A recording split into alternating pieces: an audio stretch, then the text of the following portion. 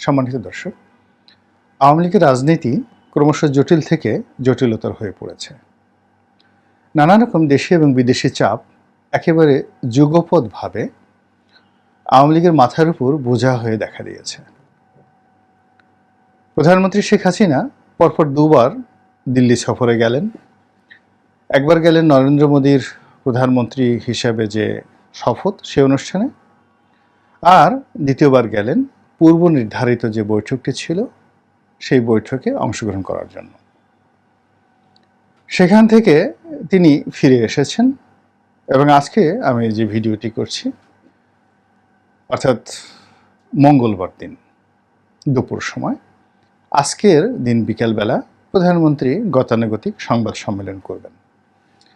তার সেই গণভবনের যে ঐতিহাসিক সংবাদ সম্মেলন, সেখানে সাংবাদিকরা কি বলবেন আর প্রধানমন্ত্রী কি বলবেন, তারা খানাপিনা সেখানে কিভাবে করবেন, এসব নিয়ে আরও অনেকের আগ্রহ থাকতে পারে, কিন্তু আমার আসলে ওসব বিষয় নিয়ে জানার, বোঝার, দেখার কোনো আগ্রহ নেই। তো কাজেই ওই প্রধানমন্ত্রীর সংবাদ সম্মেলনকে কেন্দ্র করে একটা ভিডিও বানাবো, এটা প্রয়োজন নেই। বাস্তবতা হলো তিনি সেখান থেকে কিছু সমঝোতা স্মারক স্বাক্ষর করে এসেছেন যে ভবিষ্যতে এই কাজগুলো করা যেতে পারে। আর যে বিষয়গুলো নিয়ে কথাবার্তা হচ্ছে সেটি স্পর্শকাতর কতগুলো বিষয়। তার মধ্যে এক নম্বর হলো ভারত বাংলাদেশের মধ্য দিয়ে রেল লাইন চালু করতে চায়। ভারতীয় ট্রেন, ইন্ডিয়ান রেলওয়ে, এটি বাংলাদেশের ভিতর দিয়ে সোজা ভারতের অন্য প্রদেশে চলে যাবে। তো এই বিষয় নিয়ে কথাবার্তা হচ্ছে, বাংলাদেশ এই অনুমতি দেবে কি দেবে না, করবে কি করবে না, সমঝোতা স্মারক কিভাবে স্বাক্ষর হয়েছে এবং সেটা চুক্তি কিভাবে বাস্তবায়িত হবে, এসব বিষয় নিয়ে হাজারো রকম প্রশ্ন বিভিন্ন জায়গাতে উত্থাপিত হচ্ছে। এবং আমাদের দেশে আওয়ামী বিরোধী যারা শক্তি রয়েছেন তারা এটা নিয়ে যা মুখে আসে তাই বলে যাচ্ছেন, এবং ভারতের যে বিরোধী পক্ষ আন্তর্জাতিক অঙ্গনে রয়েছেন তারাও এই যে বাংলাদেশের ভিতর দিয়ে ভারতের যে রেলপথ চালু, এটি মেনে নিতে পারছে না। এরপর বাংলাদেশের দুটো সামুদ্রিক বন্দর, সেটি হলো কক্সবাজারের না ঠিক এই আমাদের যে চট্টগ্রাম বন্দর এবং মংলা বন্দর, এ দুটোকে ব্যবহার করার ব্যাপারে সমঝোতা, আর অনেক কিছু, মানে বাংলাদেশের যা কিছু আছে সবই ভারতকে দেওয়ার ব্যাপারে এখানের অনেক লোকের মধ্যে কোনো কৃপণতা লক্ষ্য করা যায় না। আর ভারত থেকে পাওয়ার ব্যাপারে, সেটা অর্থ হোক কিংবা আমাদের যে অভিন্ন নদীগুলো রয়েছে 54টি নদী, সেই নদীর যে পানির হিস্যা, এগুলো থেকে শুরু করে সীমান্তে হত্যা এবং আমাদের সঙ্গে যে ব্যবসা বাণিজ্যের যে সমতা, এটি কোনো অবস্থাতে আমরা ভারতের কাছ থেকে আদায় করতে পারছি না। তারা যখন তাদের দেশে গরু খুব বেশি হয়ে যায়, লক্ষ লক্ষ গরু তারা এই চোরা পথে বাংলাদেশে পাচার করে দেয়। আবার যখন তাদের আন্তর্জাতিক অঙ্গনে মাংসের বাজার খুব প্রবল হয়ে পড়ে, তখন বাংলাদেশে তারা গরু রপ্তানি বন্ধ করে দেয় এবং তখন এই গরু ব্যবসার সাথে যারা জড়িত তাদেরকে সরাসরি পাখির মতো গুলি করে বিয়ে চেপড়া মারে।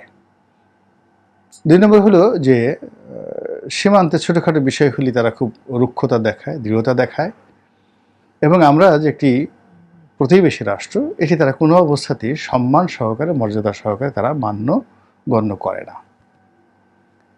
এজন্য আওয়ামী লীগের যে অংশটি, আওয়ামী লীগের সবাই ভারতের পক্ষে নন, যে অংশটি ভারতের তাবেদার হিসেবে, ভারত বন্ধু হিসেবে, ভারতকে বড় ভাই হিসেবে, ভারতের ছোট ভাই হিসেবে ইত্যাদি শব্দগুলো ব্যবহার করে নানা রকম সমীকরণ করার চেষ্টা করেন, তারা মূলত দলের ভিতর এবং বাইরে নানাজন দ্বারা নানাভাবে নিন্দিত হতে থাকেন।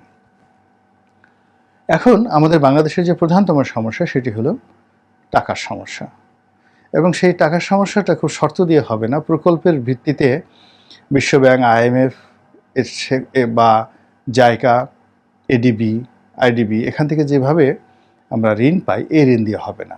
বাজেটকে সাপোর্ট দেওয়ার জন্য শর্তহীন টাকা দেওয়া নেওয়া করা দরকার সরকারের সঙ্গে, যারা নিঃস্বার্থভাবে সরকারকে বাজেটারি সাপোর্টে টাকা দেবে এবং সরকার ইচ্ছামতো এই টাকা খরচ করতে পারবে। এবং এই কাজটি এই মুহূর্তে একমাত্র চীন ছাড়া অন্য কোনো দেশ এই বাজেটারি সাপোর্ট দিতে পারবে না। বিশ্বব্যাংক অবশ্য অল্প পরিমাণ টাকা দিয়েছে, কমিটমেন্ট করেছে মানে $1 বিলিয়ন কম, অর্থাৎ 90 কোটি ডলার। তো সেই 90 কোটি ডলারে আমাদের আসলে কিছুই হবে না। 90 কোটি ডলারে আমাদের আসলে কত টাকা আসে? 9,000 কোটি টাকা। তো যেখানে আমাদের 7 লক্ষ কোটি বা 8 লক্ষ কোটি টাকার বাজেটের একটা বিরাট অংশ ঘাটতি থেকে যাবে এবং এর সিংহভাগ যেখানে সরকারি কর্মকর্তাদের বেতন দিতে চলে যাবে, সেখানে রাজস্ব আয় থেকে শুরু করে কোনো জায়গাতেই লক্ষ্যমাত্রাতে দূরের কথা, তার ধারের কাছে যাওয়ার কোনো সম্ভাবনা নেই চলতি অর্থ বছরে। সেখানে কম করে হলেও এই অর্থ বছরে আমাদের বাজেটারি সাপোর্টের জন্য মিনিমাম $20 বিলিয়ন দরকার। আর সেই $20 বিলিয়ন বিভিন্ন মাধ্যম থেকে আনার জন্য সবচেয়ে বড় ক্ষেত্রটি হলো চীন। তো চীনের কাছে যখন আপনি টাকা চাইবেন, যেটা প্রধানমন্ত্রী জুলাই মাসে চীনে যাওয়ার যে পরিকল্পনা করছেন, সেখানে এক গাদা বোঝা, এক গাদা শর্ত তার উপর চাপিয়ে দেওয়া হবে এবং সেই শর্তগুলোর সঙ্গে ভারতের যে শর্ত, এটা কন্ট্রাডিক্ট করছে। তৃতীয়ত, আমাদের প্রতিবেশী রাষ্ট্র মায়ানমারের সঙ্গে আমাদের যে সম্পর্ক, অহিনকুল সম্পর্ক এবং জটিল সম্পর্ক, এটির কোনো সমাধান আপাতত নেই। ক্রমশ এই সমস্যা বেড়ে যাচ্ছে। চীন এখানে খেলছে, আরাকান আর্মি খেলছে, মায়ানমারের সামরিক জান্তা সরকার খেলছে, ভারত খেলছে। এই চতুর্মুখী খেলাধুলার সঙ্গে তাল মিলিয়ে খেলা করার জন্য যে মেধা, যোগ্যতা, অভিজ্ঞতা দরকার, সময় দরকার, অর্থ দরকার, মিলিটারি পাওয়ার দরকার, এই পুরো জিনিসগুলো মূলত একটা গণতান্ত্রিক সরকার করতে পারে। বাংলাদেশে সেটা আছে, সবই আছে।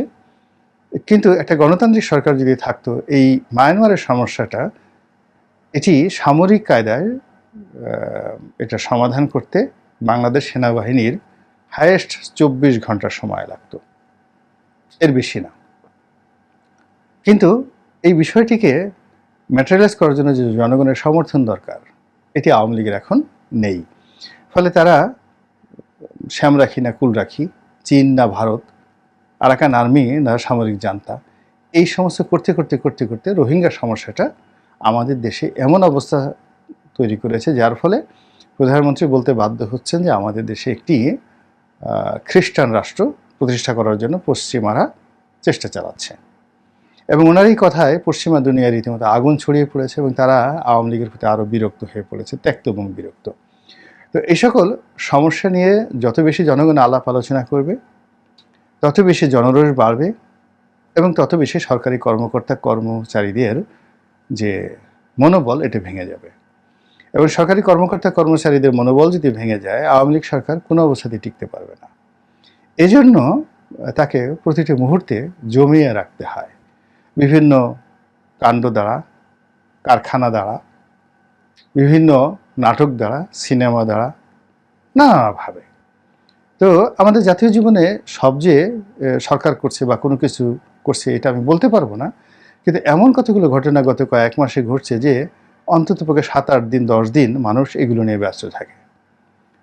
প্রথমে বেনজির নিয়ে সবাই ব্যস্ত হলো, এখন বেনজির একটু কমেছে, লোকজন বুঝে গেছে যে বেনজিরকে আসলে ধরার কোনো ইচ্ছা কখনই কারোর ছিল না। বেনজির যদি স্বেচ্ছায় দয়া করে ধরা না দেন, দুদকে না আসেন, তাহলে তার একটা পশম স্পর্শ করার মতো অবস্থানে তিনি এখন আর নেই। এবং বিভিন্ন মাধ্যম থেকে যে সকল তথ্যপত্র ছড়িয়ে পড়েছে, তা হলো বেনজিরের সঙ্গে অনেক মানুষের লেনা রয়েছে, দেনা রয়েছে, সম্পর্ক রয়েছে এবং তিনি একা খাননি, ভাগে যুগে খেয়েছেন এবং তিনি নাকি হুমকি দিয়েছেন যে সব বলে দেবেন, আমাকে ঘাটাঘাটি করলে আমি সব বলে দেবো। এখন এই সব আমরা কিছুই জানি না, কিন্তু সামাজিক মাধ্যমে যে প্রোপাগান্ডাগুলো চলছে, এগুলোকে যে আপনি খুব অস্বীকার করবেন তা কিন্তু আপনি বলতে পারছেন না। This is one. বেনজির কাণ্ড শেষ হতে না হতেই একজন সংসদ সদস্য আনার নাম, তার একটা নির্মম হত্যাকাণ্ডর কথা প্রচার করা হচ্ছে। বডি পাওয়া যাচ্ছে না, এই মাংসপিণ্ড পাওয়া যাচ্ছে, মাংসের কিমা পাওয়া যাচ্ছে, বাথরুমের ফ্ল্যাশের মধ্যে পাওয়া যাচ্ছে। তারপরে সেখানে কোন নারী গিয়েছে, নারী কাণ্ড থেকে শুরু করে হাজারো রকমের রমরমা চটকদার কাহিনী সামনে চলে আসছে। মানুষ কয়েকদিন এটা নিয়ে একটু সপ্তাহখানিক আলোচনা করেছে। এখন আর আনারকে নিয়ে কোনো ভিডিও করলে বা কোনো পত্রিকায় রিপোর্ট ছাপা হলে বা কোনো কিছু হলে মানুষ আর শুনতে চাচ্ছে না। তো আনারের পরে হঠাৎ করে চলে আসলো আসাদ মিয়ার কথা। আসাদ মিয়া মানে তিনি মেট্রোপলিটন পুলিশ কমিশনার ছিলেন। তার দুর্নীতি নিয়ে বিভিন্ন রকম তথ্যপত্র আসছে এবং এটা নিয়েও 4-5 দিন খুব করে চলল। এরপরে আবার ছাগল কাণ্ড চলে এলো, গরু কাণ্ড চলে এলো। এরপরে এখন সারা বাংলাদেশে চলছে রাসেল ভাইপার কাণ্ড। চন্দ্রবোড়া নামক একটা সাপ, সেই সাপ বাংলাদেশে আসছে, ধেয়ে আসছে চারিদিক থেকে এবং মানুষকে সর্বনাশ করে ফেলবে, এটা নিয়ে সারা বাংলাদেশে হইচই চলছে। এরই মধ্যে পুলিশের কয়েকজন কর্মকর্তা যারা এখন পাওয়ারে আছে, এর মধ্যে একজন ডিআইজি, অতিরিক্ত কয়েকজন ডিআইজি, তাদের দুর্নীতি, বাড়ি গাড়ি, গরুর ব্যবসা, গরুর হাট ইত্যাদি নিয়ে নানা রকম তথ্যপত্র আসছে এবং পুলিশ সার্ভিস অ্যাসোসিয়েশন বনাম সাংবাদিক সমাজ বা গণমাধ্যম সমাজ, এদের মধ্যে একটা নিদারুণ কন্ট্রাডিকশন তৈরি হয়েছে। তো এই সকল উত্তেজনার মধ্যে, আলাপ আলোচনার মধ্যে সত্যিকার অর্থে একটা বাজেট পাস হয়ে গেল। বাজেটের লো ফলগুলো কি, টাকা কিভাবে চলবে, টাকা কিভাবে গেল, শেয়ার মার্কেট থেকে এই কয়দিনে কত হাজার কোটি টাকা লুটপাট হয়ে গেল, শেয়ার মার্কেটের দুর্দশা এবং এটা যে আর জীবনে দাঁড়াতে পারবে না, এই বিষয়গুলো নিয়ে যে চুলচেরা বিচার বিশ্লেষণ করা হতো স্বাভাবিক অবস্থায় থাকলে, সেইগুলো করা হচ্ছে না। না করার ফলে কি হচ্ছে, অনেকেই আমাদের সমাজে যারা প্রভাবশালী ক্ষমতায় থাকতে চান, তারা শ্বাস প্রশ্বাস নেওয়ার একটা সুযোগ পাচ্ছেন, কিন্তু এটা খুব সাময়িক। এই সমস্ত যে ঘটনাগুলো ঘটছে, এটা দিয়ে মূল সমস্যা কখনো সমাধান করা যাবে না। আপাতত কুইনাইন খাইয়ে এটির হয়তো নিষ্পত্তি করা যাবে কিছুদিনের জন্য, কিন্তু এই সমস্যাগুলো সোভিয়েত জমানার সেই সমস্যার মতো বড় আকারে দেখা দেবে। তো কাজেই যে কোনো বৈদেশিক বিষয়ে, অভ্যন্তরীণ বিষয়ে কিংবা অর্থনৈতিক বিষয়ে সরকার যত বেশি খোলামেলা হবে, যত বেশি গণতান্ত্রিক হবে, ট্রান্সপারেন্ট হবে, ততই তার বিপদ এবং বিপত্তি কমে যাবে। আর এই বিষয়গুলোকে যদি ধামাচাপা দেওয়ার জন্য বিভিন্ন রকম অনুল্লেখ্য অপ্রয়োজনীয় বিষয়াদি সামনে আনা হয় এবং এগুলো নিয়ে মানুষ যদি খুব নাচানাচি করে, তাহলে আলটিমেটলি অ্যাজ এ নেশন হিসেবে আমরা পিছনে পড়ব, আমাদের সবার ক্ষতি হবে, আর সরকারের তো অবশ্যই ক্ষতি হবে।